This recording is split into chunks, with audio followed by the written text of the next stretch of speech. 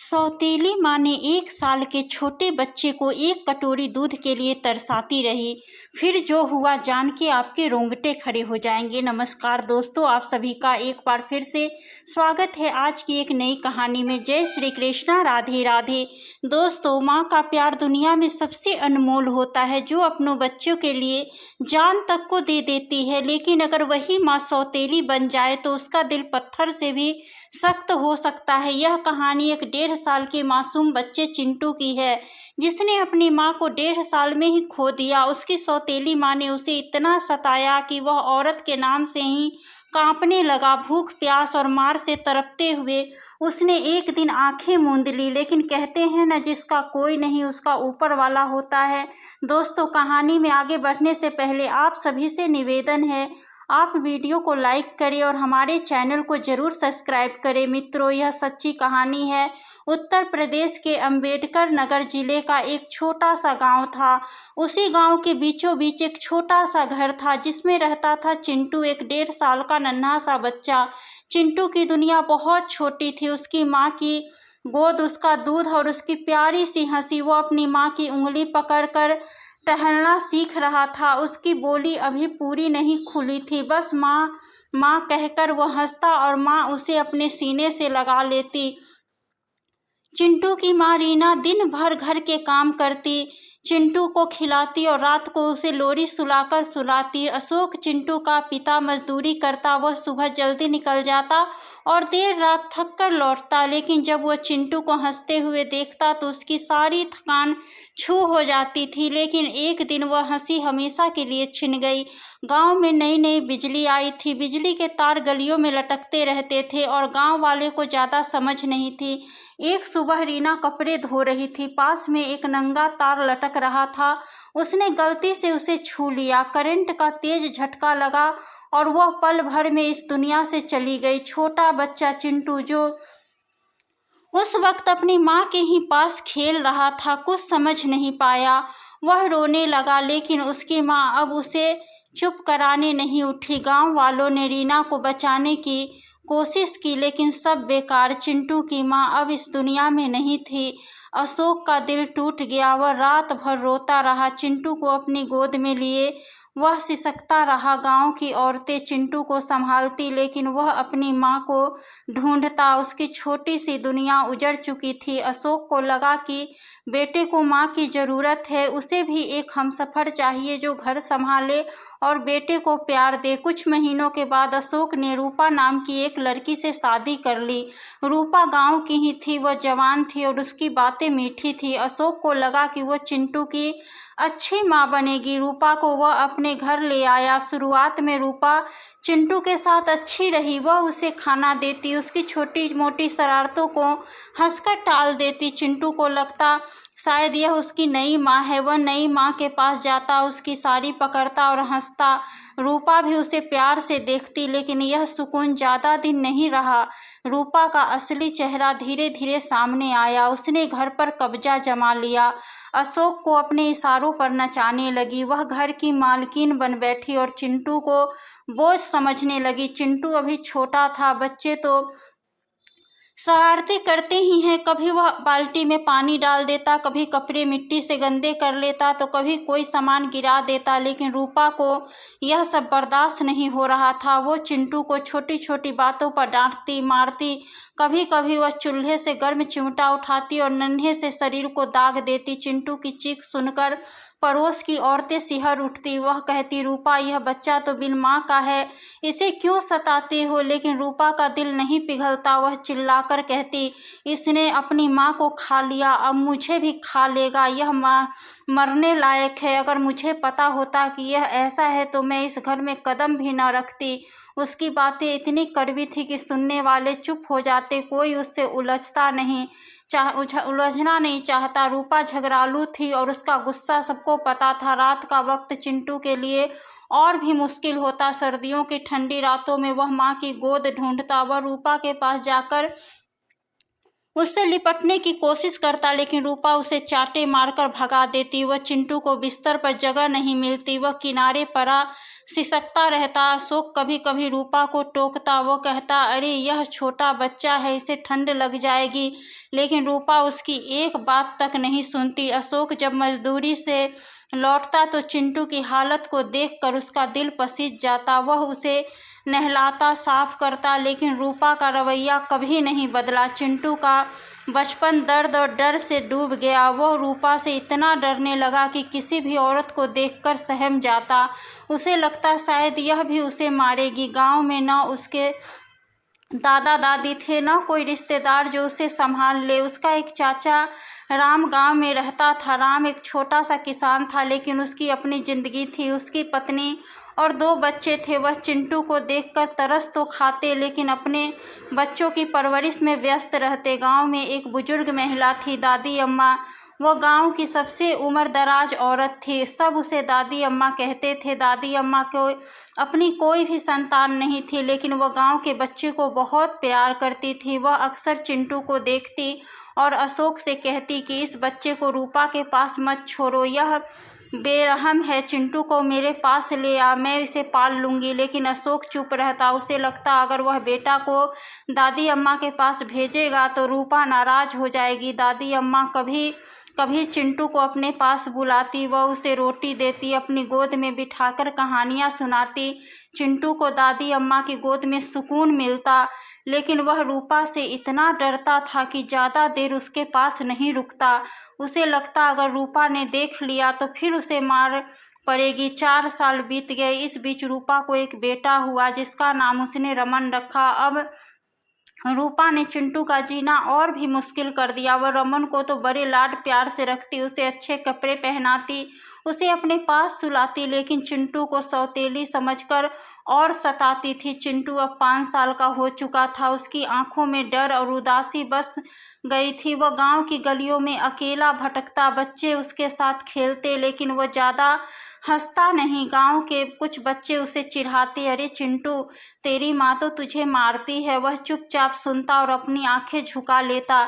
इसी बीच अशोक के छोटे भाई अमित की शादी हुई। अमित की पत्नी थी सीमा, एक नेक दिल और प्यारी औरत। सीमा के पास के गांव से थी। वह पढ़ी लिखी थी और उसका दिल बहुत बड़ा था। जब सीमा गांव में आई तो शादी का माहौल था, रिश्तेदार जमा थे और बच्चे सीमा के कमरे में दिन भर उधम मचाते। नई दुल्हन का कमरा बच्चे को हमेशा ही पसंद आता है। वह नया बिस्तर, नई मिठाइयाँ और ढेर सारा मज़ा होता है। सीमा को बच्चे परेशान करते, लेकिन वह चुप रहती। वह नई दुल्हन थी, उसे डर था कि अगर वह कुछ बोलेगी तो लोग क्या सोचेंगे। वह बच्चे को प्यार से बुलाती, उसके साथ हंसती खेलती। सारे बच्चे कहते यह भाभी बड़ी अच्छी है। चिंटू भी उन बच्चों के साथ सीमा के कमरे में आता, लेकिन वह दूर खड़ा रहता। वह न कुछ मांगता, न शरारत करता। सीमा ने देखा कि यह बच्चा बाकियों से अलग है। उसने पूछा, यह कौन है? तब रामू की पत्नी लक्ष्मी ने बताया, यह चिंटू है, अशोक का बेटा। इसकी सौतेली माँ रूपा इसे बहुत मारती है, बेचारा बिन माँ का है। सीमा का दिल भर आया। उसने चिंटू को प्यार से बुलाया, आ बेटा, इधर आ। चिंटू डरते डरते पास आया। सीमा ने उसे अपनी गोद में बिठाया, उसका नाम पूछा। चिंटू ने धीमी आवाज में कहा, चिंटू। पहली बार किसी औरत ने उसे इतने प्यार से छुआ। सीमा ने उसके बालों में तेल लगाया, उसे सहलाया। चिंटू उसकी गोद में सुकून पाकर सो गया। सीमा ने उसे अपने बिस्तर पर सुला लिया। धीरे धीरे चिंटू सीमा के पास आने लगा तो वो उसके कमरे में बैठता और सीमा उसे खाने को देती, उसके कपड़े ठीक करती। गांव की औरतों ने सीमा को बताया कि रूपा चिंटू के साथ हमेशा दुर्व्यवहार किया है। वो उसे खाना नहीं देती, अगर वह गलती से पॉटी कर दे तो उसे धोती भी नहीं। कभी कभी तो वह पूरे दिन भूखा रहता। सीमा को यह सब सुनकर गुस्सा आया, लेकिन वह चुप रही। एक दिन चिंटू 2-3 दिन तक सीमा के पास नहीं आया। अब सीमा को चिंता हुई। वह नई दुल्हन थी, घर से बाहर कम निकलती थी। दरअसल अशोक कुछ दिनों के लिए मजदूरी करने बाहर गया था। इसी बीच रूपा ने चिंटू को इतना मारा कि वह बेहोश हो गया। उसने चिमटा गर्म करके चिंटू को दागा और उसे 2-3 दिन तक खाना नहीं दिया। चिंटू बुखार से तड़प रहा था। उसकी हालत ऐसी थी कि लगता था अब वह नहीं बचेगा। उसी वक्त दादी अम्मा को किसी ने यह बात बताई। दादी अम्मा लाठी टेकती हुई अशोक के घर पहुंची। उसने चिंटू को देखा तो उसकी आंखें भर आई। वह रूपा पर चिल्लाई, तू इंसान है या राक्षस, इस मासूम पर इतना जुल्म। लेकिन रूपा ने उल्टा जवाब दिया, आपको क्या, यह मेरा घर है। दादी अम्मा ने गांव वाले को बुलाया। सबने चिंटू की हालत देखी। तभी अशोक भी वापस आया। चिंटू को देखकर उसका गुस्सा फट पड़ा। वह रूपा को भला बुरा कहने लगा। उसने चिंटू को उठाया और हॉस्पिटल ले गया। गांव वालों कहने लगे, अब बहुत हो गया, रूपा को खिलाफ पुलिस में शिकायत करो। लेकिन अशोक चुप रहा। उसे रूपा की जरूरत थी, इसलिए वह कुछ न बोला। जब सीमा को यह सब पता चला तो उसे गहरा सदमा लगा। वह सोचने लगी, क्या कोई औरत इतनी भी बेरहम हो सकती है। सीमा ने फैसला किया कि वह चिंटू को रूपा के पास नहीं जाने देगी। उसने चिंटू को अपने पास रख लिया। वह उसे अपने बेटे की तरह प्यार करने लगी। चिंटू को सीमा में अपनी माँ दिखने लगी। वह उसे मम्मी कहने लगा। सीमा उसे अपने सीने से लगाती और उसे अच्छे कपड़े पहनाती, खाना खिलाती। चिंटू की शक्ल सूरत बदल गई। जो पहले दुबला पतला और डरा हुआ था, अब हंसता खेलता बच्चा बन गया। समय बीतता गया। 12 साल बाद जिंदगी ने फिर करवट ली। इस बीच रूपा के 3 बच्चे हुए। सीमा के भी 3 बच्चे हुए, 2 बेटियां राधिका और पूजा और 1 बेटा रवि। लेकिन अशोक और अजीत दोनों शराब की लत में अपनी जान गंवा बैठे। अब रूपा अपने 3 बच्चों के साथ थी और सीमा अपने 3 बच्चे और चिंटू के साथ। घर का परिवार अब बड़ा हो गया था और खर्च बढ़ती गई। परिवार बड़ा होने के कारण घर में पैसों की तंगी आने लगी। खेती बाड़ी का कोई सहारा नहीं था। सबसे बड़ा बच्चा चिंटू था, जो अब 16 से 17 साल का हो चुका था। एक दिन उसने सीमा से कहा, मम्मी मैं मुंबई जाऊंगा, वहाँ काम करूंगा। सीमा का दिल डर गया। वह बोली, बेटा तू अभी छोटा है। लेकिन चिंटू ने हिम्मत दिखाई। वह बोला, मम्मी मैं कोशिश करूंगा। फिर सीमा ने आंखों में आंसू लिए उसे विदा किया। चिंटू मुंबई गया और वहां उसका काम जम गया। वह एक कपड़े की दुकान में नौकरी करने लगा। मेहनत करके वो पैसे कमाने लगा और सीमा को भेजने लगा। सीमा अपने बच्चे को स्कूल भेजने लगी।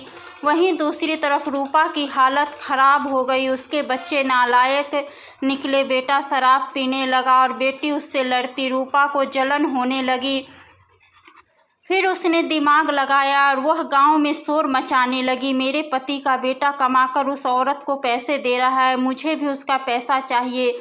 उसने पंचायत बुलाई। पंचायत में गांव के बड़े बुजुर्ग जमा हुए। रूपा ने कहा, चिंटू के पैसे पर मेरा हक है। फिर चिंटू ने पंचायत में अपनी आप बीती सुनाई। वह फूट फूट कर रोने लगा। उसने अपने जख्म दिखाए और बोला, जब मैं बच्चा था तो इन्होंने मुझे चिमटे से दागा, मेरा क्या कसूर था। इन्होंने मुझे अपनी थूका हुआ चटाया क्योंकि मैंने इसका बिस्कुट खा लिया था। मैं वो सब कैसे भूल सकता हूँ। और चिंटू ने सीमा की तारीफ की। वह बोला, इस माँ ने मुझे अपने सीने से लगाया, खुद भूखी रही लेकिन मुझे खिलाया। इनके 3 बच्चे हैं लेकिन मुझे भी अपना बेटा माना। मैं इनके एहसान कभी नहीं भूल सकता और रूपा के जुल्म भी नहीं भूल सकता। पंचायत में दादी अम्मा भी थी। उन्होंने कहा, मैंने पहले ही कहा था इस बच्चे को रूपा के पास मत छोड़ो। अब देखो इसने क्या हाल किया। गांव वाले चुप रहे। वह जानते थे कि चिंटू सही कह रहा है। गांव वालों ने रूपा को कहा, अगर तूने अपने बच्चे को सही पाला होता तो आज वह तेरा सहारा बनते। चिंटू तो आज तुम्हारा नहीं है, वह तुम्हारा ही रहता और आज तुम अच्छे से रहते। लेकिन तुम्हारा घमंड और अहंकार आज तुमको यह हाल पर ले आया है। तुमने जैसा किया वैसा पाया। इतना कहकर गांव वाले वहां से चले आए। अब चिंटू सीमा के साथ खुशहाल जिंदगी जी रहा था। फिर कुछ दिन बाद चिंटू की शादी हो जाती है। उसकी पत्नी को सीमा अपनी बहू मानती है और वे सभी लोग खुशहाल परिवार की तरह घर में रहने लगते हैं। चिंटू मुंबई में दिन रात मेहनत करता और अपने परिवार को पैसे भेजता ताकि सीमा के बच्चे एक बेहतर भविष्य बना सके। दूसरी तरफ रूपा की जिंदगी दुख और अकेलेपन की सजा काट रही है। उसके बच्चे जिन्हें उसने कभी प्यार नहीं सिखाया आज उसे ताने देते हैं और परेशान करते हैं। दोस्तों, जिंदगी एक आईना है, जो तुम दूसरों को दोगे वही लौटकर तुम्हारे पास आएगा। सच्ची ममता और नेकी का रास्ता हमेशा रोशनी से भरा होता है। तो दोस्तों, यह कहानी आपको कैसी लगी जरूर बताएं। साथ ही वीडियो को लाइक करें और हमारे चैनल को जरूर सब्सक्राइब करें। मिलते हैं अगली वीडियो में।